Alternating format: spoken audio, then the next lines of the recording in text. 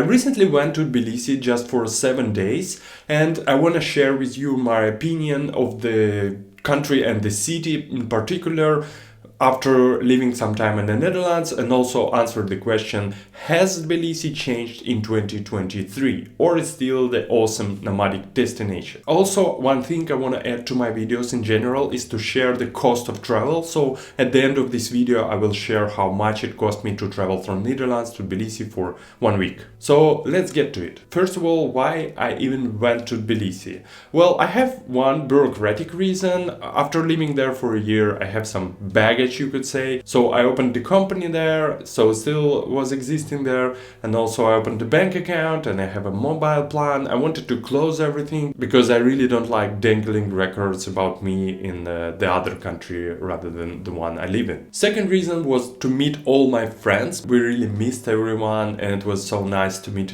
with everybody once again. And third, I really wanted to taste Georgian food again because I really love the cuisine. It's almost impossible to find Georgian food in the Netherlands.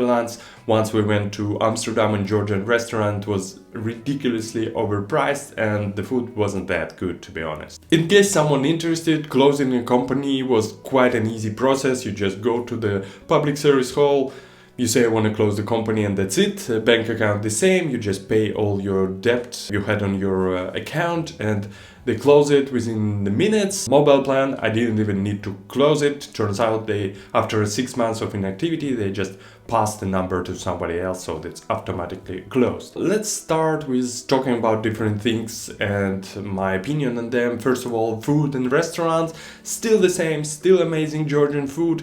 Can't get enough of it, but also you should be really careful because it's quite bready, fatty, cheesy food, so you can get kilograms pretty fast, but also it's just amazing. I enjoyed it a lot and I eat every day Georgian food. So this part hasn't changed and probably won't change for years ahead. One thing I did notice is more coffee shops around Tbilisi in general. I don't know if they become popular so you get to notice them or they just opening the new one, and it makes sense. If you didn't know, the mobilization strike in Russia and many people flew to Georgia because it's closest border and it's open and it's allow you to stay for 1 year. In that sense it makes sense because in Russia, as I remember, the coffee shops were always really popular, especially in Moscow and St. Petersburg. So maybe some of the Russian entrepreneurs opening them, or maybe it's just the demand increased. I really remember a lot of great coffee shops in Batumi, but in Tbilisi not so much. Now it's not a problem, but there is a downside as well. All of the coffee shops are full of people. Even the few amount we had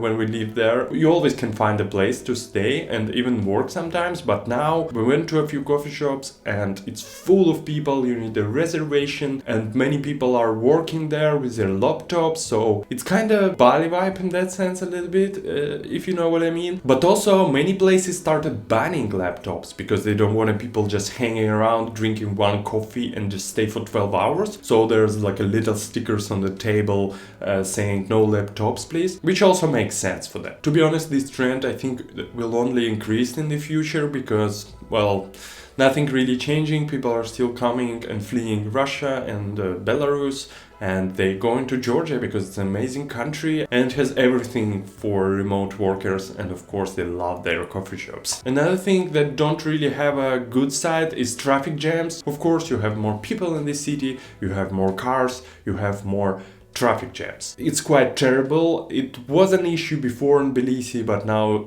it's noticeable even more. What I would recommend is just not to take taxi all the time. If you have an option to take a bus or a subway, please do this. If you're planning to go to Tbilisi, subway and buses are actually pretty good in Tbilisi. The taxi is too affordable, and of course everybody is taking them and getting a bit messy, especially in the central area. And also, like in general vibe, one main difference in Tbilisi right now is so many Russian speaking people. It's just sometimes I felt like I'm back at my hometown rather than in the foreign country. It makes sense, it was predictable. As long as the Georgian borders are open, it's gonna happen. I don't have an opinion if it's good or bad. It's probably good for a Georgian economy in general because people are bringing money. I don't wanna generalize, but Russian people tend to turn everything into Russia where they're going.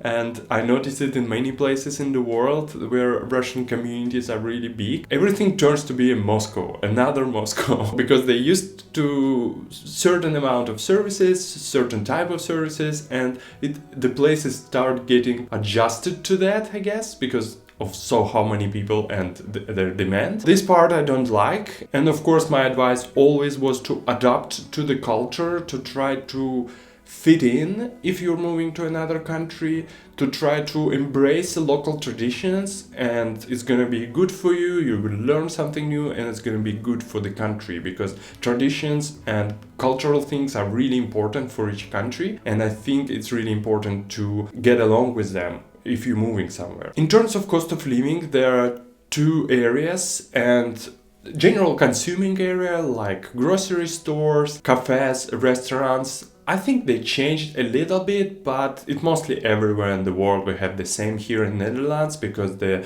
inflation is really huge right now. It's not like it's drastic changes, but in terms of accommodation, this is a bit insane because prices for accommodation, for renting apartment, it's getting almost the same as we have here in Netherlands. This is a bit weird because economy of the countries are totally different. Prices are going up twice or even 3 times compared to when we lived there, especially before the wars in Ukraine started. And this is quite bad because, of course, average salary in Tbilisi is not as high, so only foreigners can afford the apartments, and of course all the locals, they forced to move outside of the city, which is happening not only in Tbilisi, like Lisbon is a good example of these changes as well. I'm not the one to judge if it's good or bad, it's just how the world works right now. I just wanted to tell you so you should aware that Tbilisi apartment prices are insanely crazy. I think it will cool down a little bit unless we got another mobilization, of course,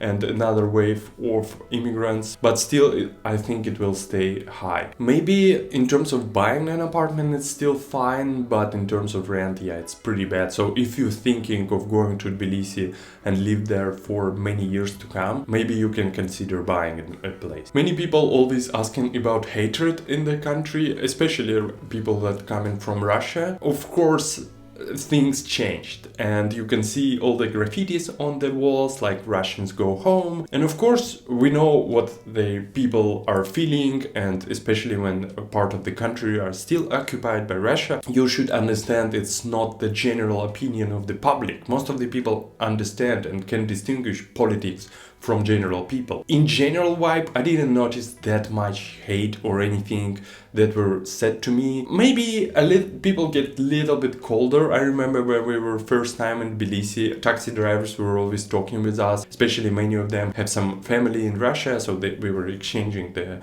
stories, etc. Now taxi drivers are mostly silent when they realize we're from Russia. I don't know, it's just something I noticed. I wouldn't worry that much about hatred. Of course, there are situations can happen everywhere, but in general, I don't think it's that big of an issue because in general, Georgian people are quite smart in that political sense. And of course, there is no hatred whatsoever to any other foreigners. At least I've never heard of the stories like this. In terms of limitation that recently Georgia imposed, there are no limitation in terms of entrance. Still 1 year without visa, just by the entrance stamp. There could be some issues with opening bank account. I'm not entirely sure how it's for all of the foreigners. They trying to double check everything. They can ask you for additional KYC, but some of the banks are still fine. For example, Solo Bank, which is kind of premium section of the Bank of Georgia, they still opening accounts. It costs